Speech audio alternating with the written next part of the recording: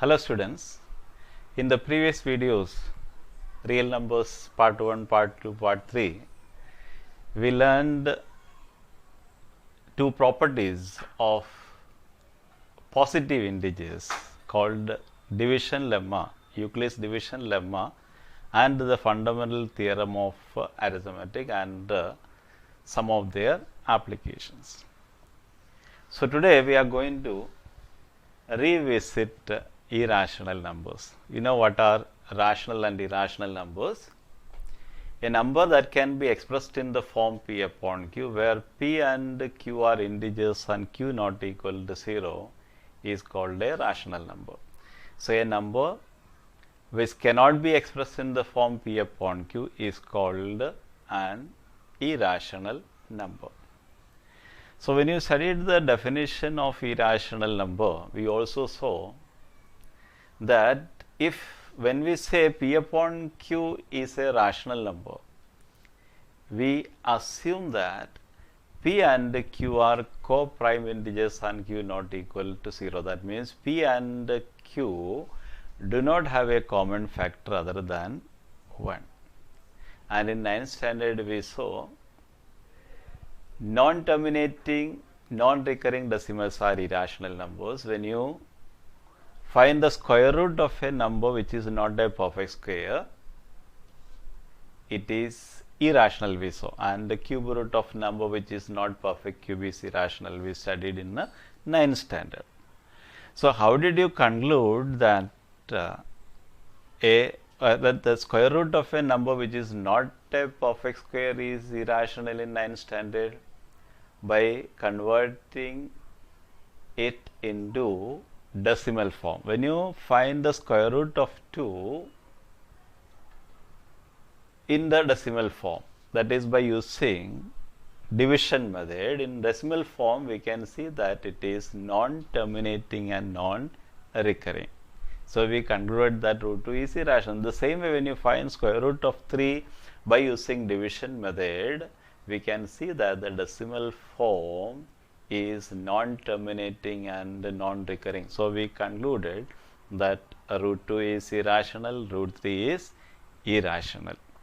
But in this chapter, that is in this video, we are going to see a logical proof to that statement. Root 2 is irrational and root 3 is irrational. That also we will prove. This root 2 is irrational is given as a theorem in your textbook, that is theorem number 1.4. For proving that, we need an important result that is given as theorem number 1.3. I have written the theorem and its proof on the board to save time. So what is the theorem? You may see theorem 1.3. Let p be a prime number. If p divides a square, then p divides a. That is a theorem. See the proof of it. Suppose a is equal to p1 into p2 into p3 etc. up to pn, where p1, p2, p3 etc. are prime numbers. Then what is the square of it? p1 into p2 into p3 etc. pn into p1 into p2 into p3 into etc. pn. We get p1 square into p2 square into p3 square etc. pn square. Now p divides a square, that means p is one of the factors of a square. By using the uniqueness part of fundamental theorem of arithmetic. What is the uniqueness part of fundamental theorem of arithmetic? Factorization of a composite number is unique apart from the order in which the factors occur. So by using that, we can say this p is one of p1, p2 etc. pn, and we know a is equal to p1 into p2 into p3 into etc. up to pn. So we can conclude that p divides a. That means if p divides a square, then p divides a. Now let us turn to theorem number 1.4, that is square root of 2 is irrational. So for proving the theorem, so let us I'll write the statement on the board. Theorem number 1.4, root 2 is irrational. So, for proving the theorem, we assume that root 2 is rational. Assume that root 2 is rational. If it is rational, by the definition of a rational number, root 2 can be written as root 2 is equal to a upon b, where a and b are co-prime integers. A and b are co-prime integers, and b is not equal to 0. Now, if you cross multiply, what will you get? You may see a is equal to root 2 into b. Taking square on both the sides, we get a square is equal to root 2b, the whole square is 2b square. So, from this we can say 2 is a factor of a square, or we can say 2 divides a square. In short, we write it in this way. We read this as 2 divides a square. So, since 2 divides a square by theorem 1.3, we can say 2 divides a. So, since 2 divides a can be written as 2 into a constant. We shall take the constant as c. So, a is equal to 2c. When you substitute a is equal to 2c in this equation, it will become 2c the whole square. 2c the whole square is 4c square. So, that is equal to 2b square. So, you are dividing both the sides of equation by 2. We get 2c square is equal to b square. So, from this we can say this 2 is a factor of b square. That means 2 divides b square. Since 2 divides b square, by theorem 1.3, we can write 2 divides b also. Now, you may see these two statements. 2 divides a, 2 divides a, and 2 divides b. That is, 2 is a common factor of a and b, but in our assumption we have written a and b are co-prime. So, that means our assumption is wrong. What is the assumption? Root 2 is rational. So, we can conclude that root 2 is irrational. So, in the same way, we can prove root 3 is irrational, root 5 is irrational, root 6 is irrational, etc. Let us see one more example, that is, root 3 is irrational. We will prove root 3 is irrational. It is given as an illustrated example in your textbook. We will prove root 3 is irrational. So, as we proved root 2 is irrational, we can prove this also. We proceed in the same way, same steps we use. So, root 3 is irrational, we have to prove. So, we have to assume the opposite of what is to be proved. Assume that root 3 is rational. If root 3 is rational, by the definition of rational number, we can write root 3 is equal to a upon b, where a and b are co-prime integers and b is not equal to 0. When you cross multiply, we get a is equal to root 3 into b. When you square both the sides, we get a square is equal to root 3b, the whole square is 3b square. So, from this we can say 3 is a factor of a square. Therefore, we can say 3 divides a square. So, if 3 divides a square, 3 divides a also by theorem 1.3. So, we can write a is equal to 3 into constant, that is 3c we take. Substituting this a is equal to 3c in this equation, we will get a square is equal to 3a square, that is 3c the whole square, 9c square is equal to 3b square.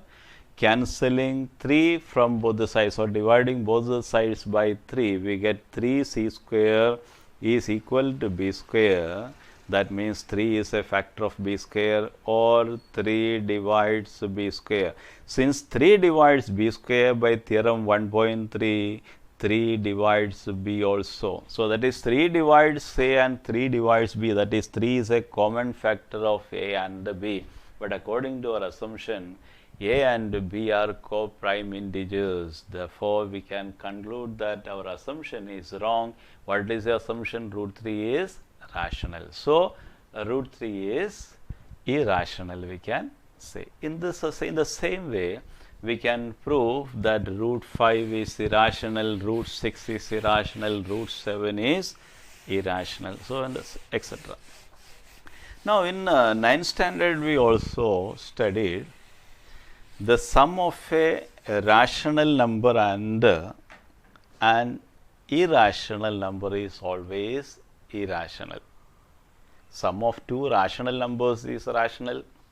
Sum of two irrational numbers can be rational or irrational, but the sum of a rational number and an irrational number is always irrational. Same for product, difference and quotient also. So, we will prove some such statements also. So, let us prove that root 3 plus 5 is irrational. You know this root 3 is irrational, 5 is rational, therefore, their sum is irrational. We are going to give a logical proof to it. We can proceed in the same way. What you have to do? Assume that it is rational. So, assume that root 3 plus 5 is rational. So, if it is rational, we can write root 3 plus 5 is equal to a upon b, where a and b are co-prime integers and b is not equal to 0. So, if you shift this 5 to the other side, we get root 3 is equal to a upon b minus 5. So, root 3 is equal to, we get a minus 5b upon b will get. This a and b are co-prime integers. So, they are integers. Therefore, this a minus 5b upon b is a rational number, that is equal to root 3. So, from that we get root 3 is rational, but in that example we proved that root 3 is irrational. So, we can conclude that our assumption is wrong. What is assumption? Root 3 plus 5 is rational. Therefore, we can conclude that root 3 plus 5 is irrational. I will show one more example. So, let us prove that 2 root 3 minus 7 is irrational. 2 root 3 minus 7 is irrational, we have to prove. So, it is also irrational because it's 2 root 3. 2 root 3 is irrational. How? Root 3 is irrational, therefore, and 2 is rational. So, this product is irrational, and we have the difference of irrational and rational. So, it is an irrational number, you know, but we are going to give the logical proof to it. Give a logical proof to it. Assume that 2 root 3 minus 7 is rational. So, if it is rational, by the definition we can write 2 root 3 minus 7 is equal to a upon b, where a and b are co-prime integers and b is not equal to 0. Now, if you shift 7 to the right side, it will become plus 7. So, we get 2 root 3 is equal to a upon b plus 7 we get. So, 2 root 3 is equal to, we get a plus 7b upon b. So, from this we get root 3 is equal to a plus 7b upon 2b. This a and b are co-prime integers. Therefore, this a plus 7b upon 2b is a rational number, that is equal to root 3. So, we get root 3 is a rational number, but you know root 3 is irrational. Therefore, our assumption is wrong. So, we can conclude that 2 root 3 minus 7 is irrational. So, in this way we can prove such statements. Now, if you turn to exercise 1.3, we have similar questions. You will be able to solve those sums. So, that is homework for you. So, in the next video, we will see more about rational and irrational numbers. So, till then, bye.